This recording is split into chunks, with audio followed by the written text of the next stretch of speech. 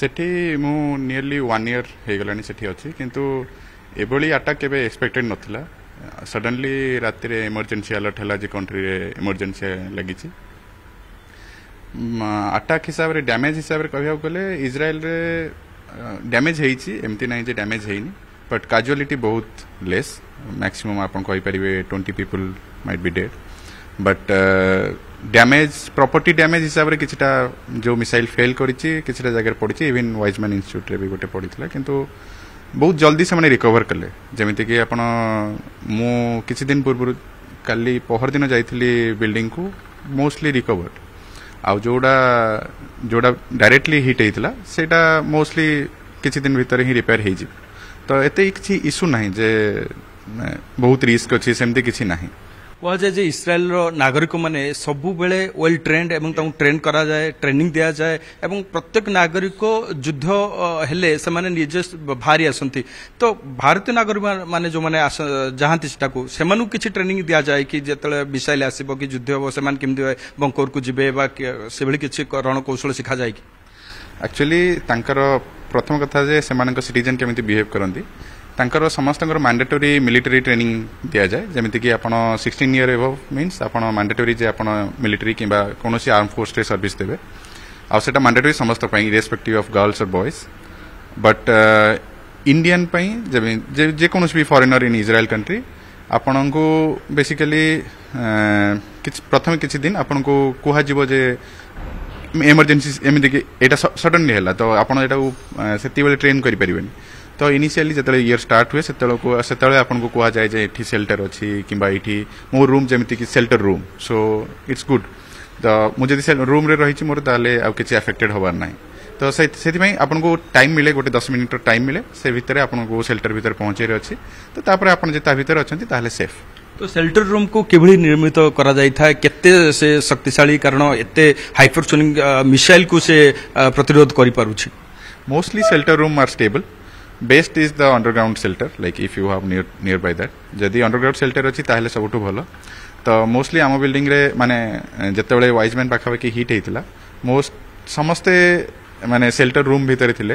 तापर जतेबेले देखिले जे ये मिसाइल मानकर पावर टिके अधिक अछि किबा क्लस्टर वाला मिसाइल आसुची तो लोक माने अवॉइड कले रूम शेल्टर जायकि अंडरग्राउंड शेल्टर रे रहया ट्राई कले सेति बहुत कम कैजुअलिटी हला फैसिलिटीज कौन रही है अंडरग्राउंड जो शेल्टर हाउस रे आपनकर बेसिकली आपण जदी जिबे बेसमेंट को बेसमेंट सब बिल्डिंग रो स्ट्रांग थाए विथ वॉल जदी भलरे आपण बनेबे केमिति बनाते सेटा मु जानिनी किंतु बहुत स्ट्रांग बेसिकली आपण कोनोसी भी मिसाइल माने ये करि पारि अपन जति हिट हेची जदी अंडरग्राउंड रे अछन ताले किछि अफेक्ट हेनी तो वास्तव में क्षयक्षति केते परिमाण रे हेची इस्राएल बहुत कम जमीती टीवी रे देखा होची सेते बिल्कुल भी नुए किसी बिल्डिंग पड़ी जोटा कि इवन किसी वीडियोस पुराना वीडियोस भी एमती चलई कि देखौचंदी किंतु एते भी किसी डैमेज हेइनी डैमेज हेइची कंपैरेटिव टू आपण जदी ईरान को देखिबे ताहले यार 5% डैमेज हेइची बहुत लेस तो शेल्टर हाउस रे केबली भाबे खाया पियार व्यवस्था होई थाए एवं रहिबा पई सेटा कोन 24 आवर इलेक्ट्रिक व्यवस्था रही थाए कि एवं सेटा रहिया पई कोन कोन सब फैसिलिटीज थाए शेल्टर हाउस मोस्टली आपणकर विथ प्रॉपर वेंटिलेटर रुहे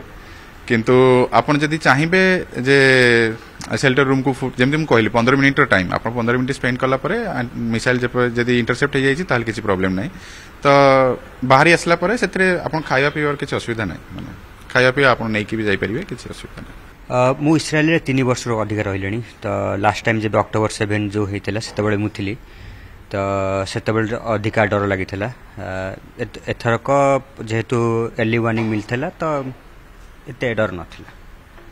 बट तथापि जेते जो मिसाइल हिट कला परे तो तापर भी टिके डर लागिथला but thanks to government of India and Israel government and also Odisha government से मैंने हमको एवाकुएट करथिले भले टाइम आसी पहुंचीछु जिते हाइपरसोनिक मिसाइल अटैक कराला बा ईरान कला सेतबेले आपनकर निश्चित भाव में गोटे मनर भय आसी आइथिबो क्षयक्षति तो होइथिला एवं घर परिवार लोक आपन सहित जोगाजोग रे सेतल तेबे सेतल मनदशा केमति रहिथिला आपनकर पर्सनली मोर एते डर नथिला बिकॉज मु जानिथिली मु सेफ रे अछि मु शेल्टर रे अछि बट जेहेतु घर लोक डरिकी थिले तो से माने अधिका डरुथिले ତାଙ୍କୁ ମୁଁ ବୁଝାକୁ ଟ୍ରାଏ କରୁଥିଲି କି ଠିକ୍ ଠାକ୍ ଅଛୁ, ଆମେ ସେଲ୍ଟରରେ ଅଛୁ, ସବୁ ଠିକ୍ ଠାକ୍ ଅଛି। ତ ଏବେ ବି ସେମାନେ ଡରିକି ଅଛନ୍ତି, ତ ଯେତେ ଜଲ୍ଦି ଦେଖା ହେଇପାରିବ ତାଙ୍କ ସହିତ ଭଲ ହେବ। तो इस्राएल एवं भारत रिलेशन कौन सेठारे किमिली भारतीय स्टूडेंट मानकु से माने व्यवहार करंती एवं एबे कोन मन डर अछि कि पुणी थरे सेठाकु फेरिबे कि पाठ पढिबे कि? इस्राएल इंडिया रिलेशन मोर कहिबार किछि नाही, कारण आपण जानिछन्ती इस्राएल इंडिया बहुत भल रिलेशनशिप अछि। पर्सनली मु बहुत सेठी सेफ फील करे, से माने बहुत हेल्पफुल, बहुत भल भाबे ट्रीट करंती हमकु। आपण सेकंड क्वेश्चन होची फेरीबाटा, हाँ मोर पीएचडी होची 4.5 year आ मु ऑलरेडी 3 year प्लस कर सालेनी, and I think I will go back and complete my PhD.